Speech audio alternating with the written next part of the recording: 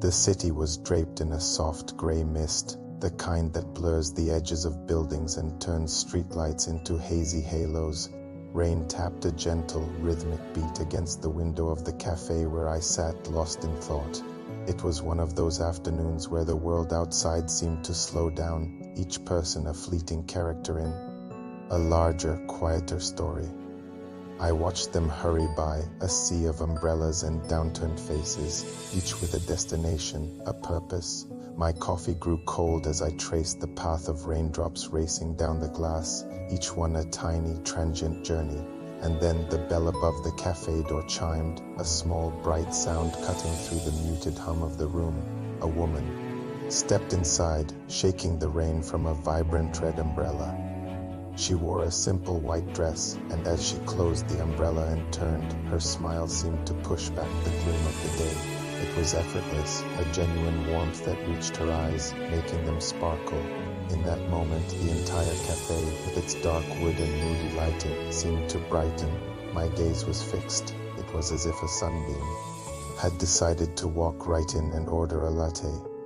Her name, I would later learn, was Clara. She found a small table not far from mine, settling in with the same quiet grace she had entered with. The rain continued its steady drumbeat, a perfect soundtrack to the scene unfolding.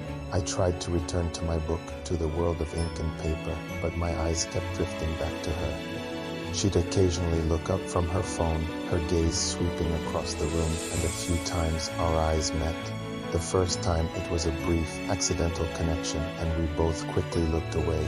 But the second time, a small, shy smile played on her lips, and I found myself smiling back, a warmth spreading through my chest that had nothing to do with the coffee.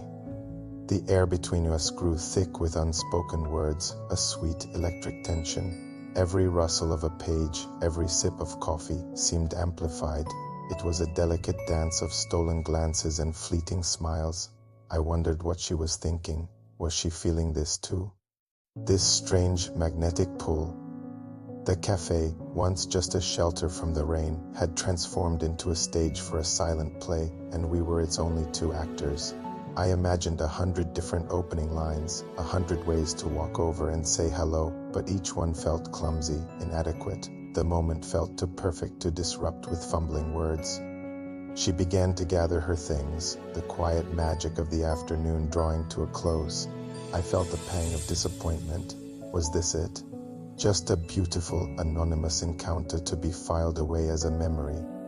As she stood up and slipped on her coat, something soft and light blue fell from her lap onto the chair, unnoticed. A silk scarf. She walked towards the door, completely unaware. My heart started to pound. This was it. This was my chance. She pushed the door open, and the sound of the city, the rain, the traffic rushed back in. Before I could second-guess myself, I was on my feet.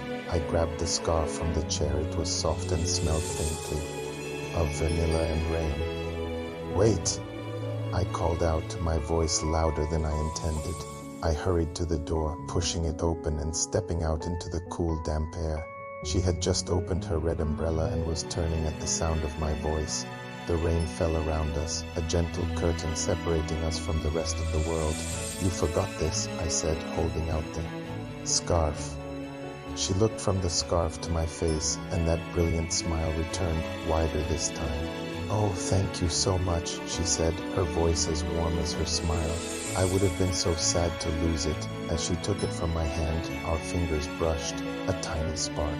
We stood there for a moment under the shelter of her umbrella, the rain pattering against the red fabric. The silence wasn't awkward.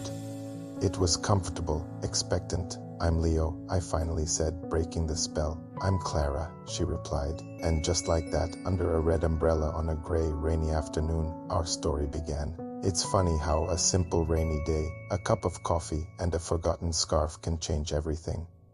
It taught me that sometimes the most beautiful moments aren't the ones you plan. They're the ones that just happen, like a sudden sunbeam breaking through the clouds. Thank you for listening to our story. Don't forget to follow for more tales from the heart.